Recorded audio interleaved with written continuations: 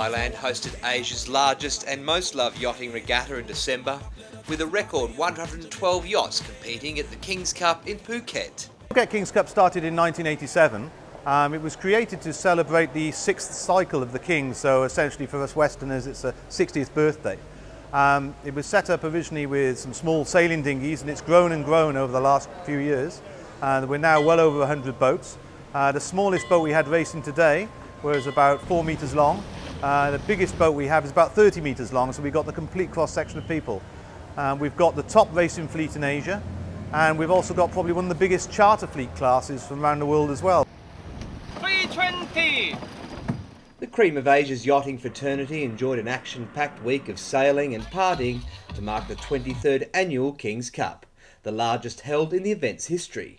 The Royal Varuna Yacht Club was a number of members of Royal Varuna who actually initiated and started the Phuket King's Cup Regatta going back 23 years ago. There were a number of members who had visions of the Andaman Sea becoming a sailing paradise, and as you can see this year, 112 boats. It's been extremely successful, and Varuna's involvement is still there. It was hosted at the spectacular Carter Beach Resort, who've been involved in the event for 12 years. The regatta definitely the highlight of the island's social and sporting calendar. It's one of the major events that we always look forward to every year, and especially if we cover the King's birthday. Now, it's a very honor for us to have this regatta here. Phuket has been on the world map for quite some time now, but for an international players like a big regatta and things like this, right, it even enhance or consolidate the Phuket on the world map. This would be one of my favourite regattas in Asia. I love coming here. I've been coming here for about 15 years, and usually we get quite nice breezes, but if you have a look around, the beach is fabulous, the restaurants and the food is great, and of course the Thai people are just charming and marvellous, and they're always very welcoming to any new people that come into the island. Racing took place in 12 divisions this year. Dinghies, bareboat charters and multi-hulls, only some of the vessels taking part. 09816.8. Even before the serious stuff began, one only had to look at the team sheet to see there'd be a few old rivals squaring off on the waters of Phuket. I raced with the team in Hong Kong a month ago, and this is the next regatta for them, so I'm very pleased to be here. It's a great regatta, and I look forward to racing today and to coming back again. And there'd be somewhat of a Bledisloe Cup atmosphere on the water, with Kiwi Neil Pride battling it out with Australian Ray Roberts. I don't know how he did today. He was quite a way back. So he might have had a few other boats slot in between us today. Okay. With a bit of luck, that'll set him back a bit. It's going to be tough racing. I don't think we can knock off first place, but we'll be trying our best to get into second spot. There really is something for sailors of all types come December in Thailand, but no matter what boat they're on, they all admit one thing is important when it comes to yacht racing in Phuket. It's really about just being consistent. You know, any regatta, it's no point being good in 1 or 2 races. You need to be consistent through 8 or 9 races, and that's the only way you can ever win the King's Cup.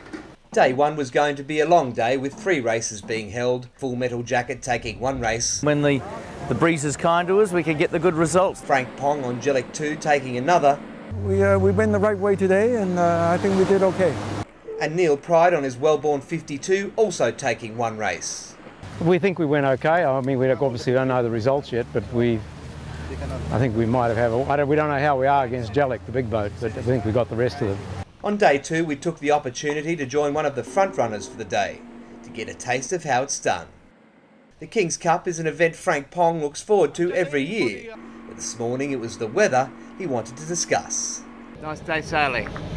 I think so. And it's not forecast to die as well, so it'll be a fairly even race. 315!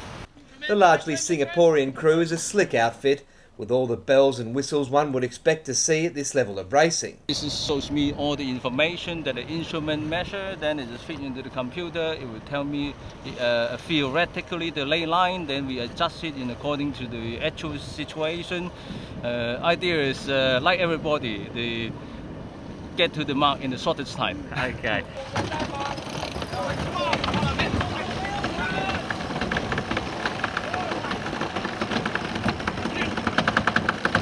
Officials opted for the South Island coastal course on day 2, 8 to 12 knot winds favouring the likes of Hi-Fi, Full Metal Jacket and Evolution Racing.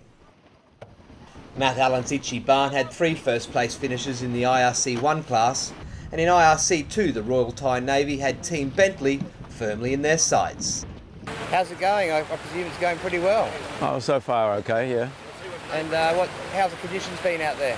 Well, it's been pretty, I've had a bit of everything really, but you know, generally it's been pretty difficult sailing. I mean, very shifty conditions, strong currents, so it hasn't been easy, but manageable. Okay, and how's, and you're winning at the moment, is that correct? Well, winning's not the word, we're a few points ahead. Winning only happens at the end.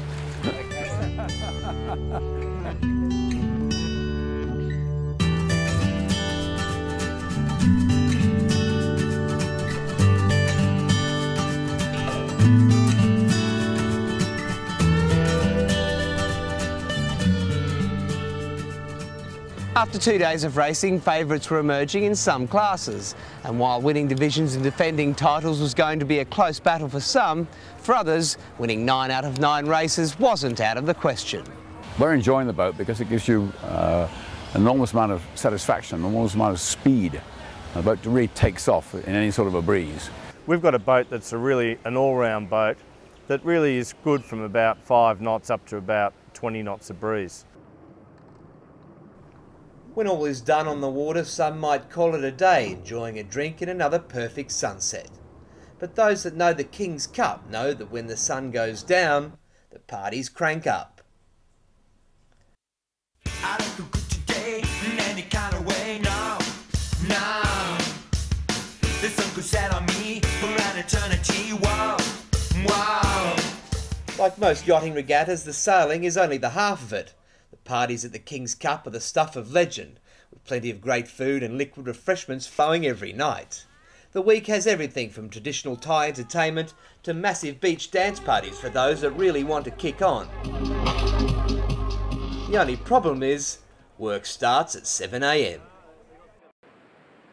Today we're on the beach at 7:15 in the morning. It's great breeze. We're looking forward to a good day. The final 2 days of racing were fought out in mixed conditions. Choppy seas would cause a problem for some smaller yachts seen limping home ahead of the rest of the fleet, some with broken masts.